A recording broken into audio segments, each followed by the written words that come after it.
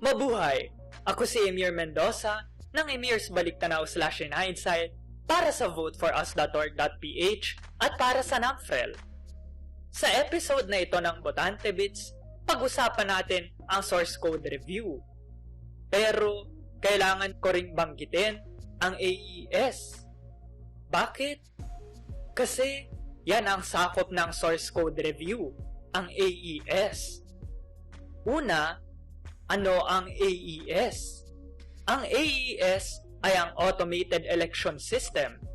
Ito ang sistemang gumagamit ng teknolohiya para sa pagboto, pagbilang, pagsasama-sama, pagkakanvas, at pagpapadala ng mga resulta ng halalan at iba pang electoral processes.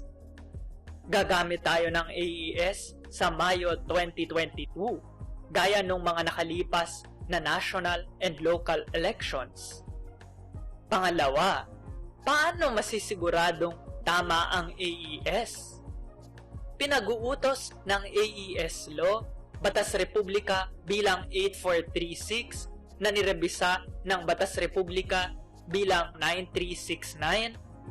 Pinag-uutos nito ang isang source code review. Ang source code ang instructions na nagtatakda kung ano ang gagawin ng computer. Mga instruction na naiintindihan ng tao. Pangatlo, bakit mahalaga ang source code review? Sa isang salita, transparency. Tinitiyak nitong ginagawa ng AES ang trabaho nito. Magbilang ng boto at maghatid o mag-transmit ng resulta ng boto. Wala nang iba, walang labis, walang kulang. At sinisigurado ng source code review na tama ang ginagawa ng AES. Kung si Juan ang binoto mo, dapat bilangin para kay Juan at hindi para kay Pedro ang boto mo. Kung magbibilang ng boto, 1 plus 1 equals 2. Kahit anong mangyari, hindi 1 plus 1 equals 100 kung halimbawa Maria ang pangalan ng kandidato. Sinisigurado rin ng source code review na malinis at walang malicious na code. At paraan ito para matukoy ang anumang issue o error na maaaring makaapekto sa resulta ng halalan. Pangapat, ano ang sakop ng source code review para sa 2022 elections? Ang EMS, ang VCM na tagabilang ng boto sa mga presinto, election precincts, ang CCS na nagkokolekta ng resulta sa mga presinto, papunta sa mga lungsod, munisipyo, lalawigan, distrito, regional BARM o BARMM, sa mga embahada, at sa national level sa pambansa. At kasama sa source code review ang mga system na prinograma at dinevelop ng service provider.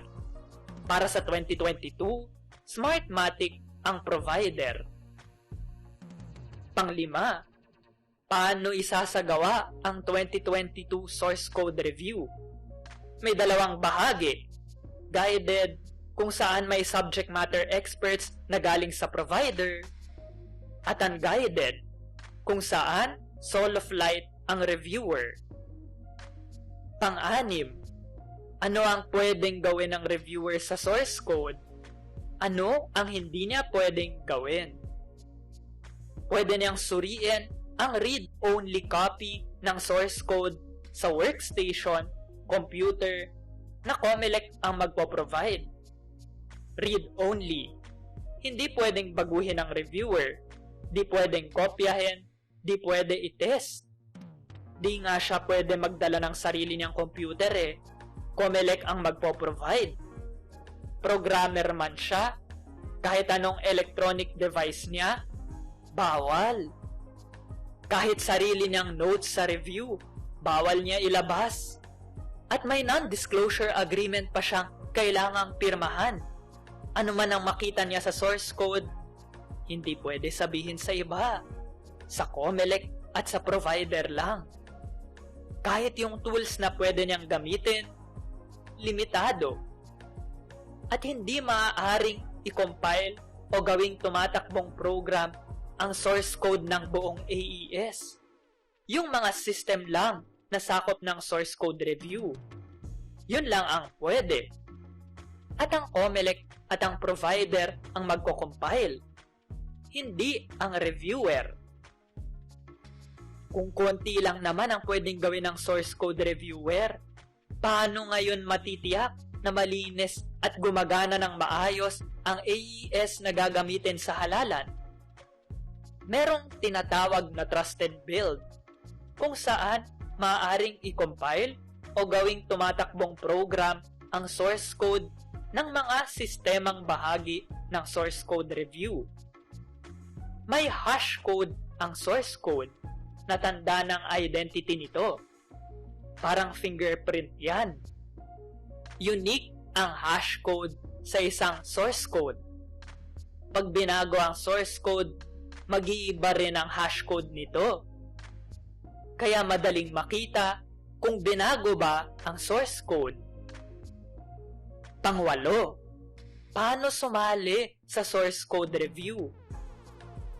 May application process, pero tapos na yun eh. Paano na yan? Sabi ng COMELEC, ipapalabas nila ang video ng source code review na walang audio sa katabing lugar kung saan gagawin ang source code review. Hindi malinaw kung ila-live stream ito online para mapanood ng kahit sino. Ayon sa COMELEC, maaari ring magbigay ang LSCR Committee, Local Source Code Review Committee, ng video at audio recordings sa facility kung saan isasagawa ang source code review. Pangsyam, kailan at saan ang source code review? Nagsimula ito noong October 5, 2021 sa Diamond Hotel sa Maynila. Gagawin ang guided portion, ang unang bahagi nito, tuwing Martes hanggang November 30. Ang pangalawang bahagi nito naman, ang unguided portion, ay gagawin mula December 1, 2021 hanggang March 31, 2022. Yung mga pumasa lang sa application process ang papapasukin. Bisitahin ang voteforus.org.ph para sa iba pang mga impormasyon tungkol sa source code review at para sa 2022 national and local elections. Muli, ako si Emir Mendoza ng Emir's Baliktanaw/In-Hindsight para sa voteforus.org.ph at para sa NAMFREL. Bisitahin at mag-subscribe sa aming mga channel.